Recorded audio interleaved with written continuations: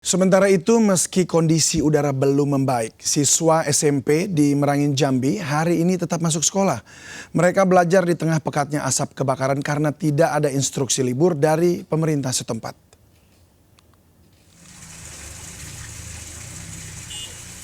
Siswa menengah pertama Negeri 12 Merangin Jambi ini tetap masuk sekolah seperti biasa.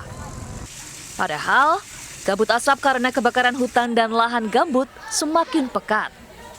Alhasil kegiatan belajar mengajar pun tak bisa berjalan maksimal, lantaran siswa pun kesehatannya terganggu.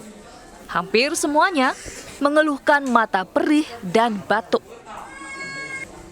Kegiatan belajar mengajar masih digelar sampai hari ini karena tidak ada instruksi libur dari pemerintah setempat untuk tingkat menengah.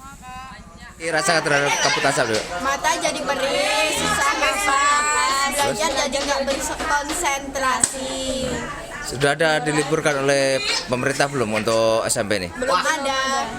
Sudah lama kabut asap ini? Sudah lama ya? Kepala sekolah dan para guru pun berharap pemerintah segera mengambil tindakan meniadakan kegiatan belajar mengajar sampai kondisi udara kembali dinyatakan sehat.